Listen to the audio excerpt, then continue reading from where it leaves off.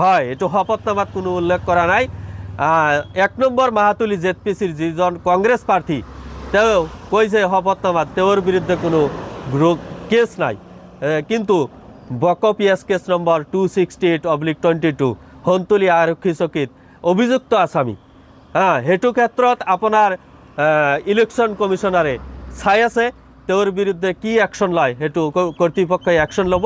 আমি অভিযোগ উত্থাপন কৰিছোঁ, কিন্তু তাৰ সিদ্ধান্ত ওপৰ মহলে ল'ব। সেইটো আইনী প্ৰক্ৰিয়াই যিটো হয় তাৰ সিদ্ধান্তটো কৰ্তৃপক্ষই ল'ব। হয়, মই ভোটাৰ ৰাইজক আহ্বান জনাওঁ, একদম আসসালামু আলাইকুম, বিনম্ৰতাৰে অনুৰোধ জনাওঁ, আপোনালোকে নিস্বাৰ্থভাৱে যিসকল ব্যক্তিয়ে ধৰক টিকট ক্ৰয় কৰি আনি 30 লাখ 40 লাখ টকা ক্ৰয় কৰি আনি সেইটো গমেই পাই ৰাইজে ভোট কাক দিলে ৰাইজৰ উন্নয়ন হ'ব, ভোট কাক দিলে দেশৰ উন্নতি হ'ব, দুৰ্নীতি কেনেকৈ মুক্ত হ'ব। যদি টিকট ক্ৰয় কৰি নমিনেশ্যন পত্ৰ দাখিল কৰোঁতেই যদি দুৰ্নীতি কৰি আনি কৰে, তেনেকুৱা প্ৰাৰ্থীক যদি আপোনালোকে ভোট দিয়ে, দুৰ্নীতি কৰি আনি টিকট মনোনয়ন পত্ৰ দাখিল কৰিছে, এবাৰ ভাবি চাব, বিবেক ভোট প্ৰদান কৰিব আৰু ৰাইজৰ পক্ষত ৰাইজৰ মানে যিটো উন্নয়ন ভাল হ'ব সেইটো পক্ষত ভোট দিব বুলি আশাবাদী। মই AIDF দলৰ পৰা প্ৰতিদ্বন্দ্বিতা কৰিছোঁ ১ নম্বৰ মাহাতুলি জিলা পৰিষদৰ পৰা। ৰাইজক বিনম্ৰতাৰে অনুৰোধ জনাইছোঁ, আপোনালোকে মোক তলা চাবিৰ ছবিত ভোট দি জয়যুক্ত কৰিব। মই ৰাইজৰ সেৱা কৰি যাম, ৰাইজৰ ভালৰ কাৰণে একদম শেষ নিশ্বাসলৈকে মই যুঁজি যাম, আৰু ৰাইজৰ ভালৰ কাৰণে মই প্ৰতিশ্ৰুতিবদ্ধ কথা দিছোঁ। হয়, এইটো কংগ্ৰেছ দলৰ কোনো নতুন কথা নহয়, এইটো আগৰ পৰাই আমি শুনি আছোঁ, অভিযোগ উত্থাপন হৈয়ে থাকে। কিন্তু আমাৰ UDF দলত কোনো সেই ধৰণৰ কোনো হেৰি নাই।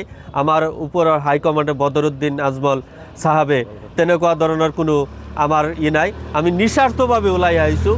AIDF দলৰ পৰা কোনো সেনেকুৱা আমাৰ কোনো নাই, টিকেট কিনা বেচাৰ ক্ষেত্ৰত আমাৰ কোনো হেৰি নাই। আমি ৰাইজৰ সেৱা কৰিবলৈ আহিছোঁ। ইয়াতে আৰু টিকেট কিনা বেচা কৰি ৰাইজৰ সেৱা কেনেকৈ কৰিব? শুনি আছোঁ, অভিযোগ হৈ আছে 10 লাখ 20 লাখ 30 লাখ টকা টিকেট কিনি আনি ৰাইজৰ সেৱা কেনেকৈ কৰিব? ৰাইজে সেইটো বিচাৰ কৰিব। যিবিলাক নেতা কৰ্মীয়ে টিকেট ক্ৰয় কৰি আনি প্ৰতিদ্বন্দ্বিতা কৰি আছে, তেওঁলোকক প্ৰত্যুত্তৰ ৰাইজে দিব, আমি দিব নালাগে। ৰাইজক খালি মই এটাই অনুৰোধ জনাম, আপোনালোকে প্ৰাৰ্থী চাই দল চাই ভোটটো দিব।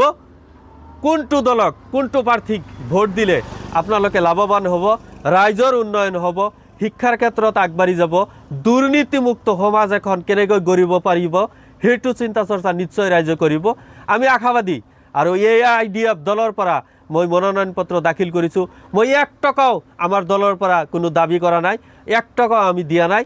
আমি নিস্বাৰ্থভাৱে ওলাই আহিছোঁ ৰাইজৰ সেৱা কৰিবলৈ।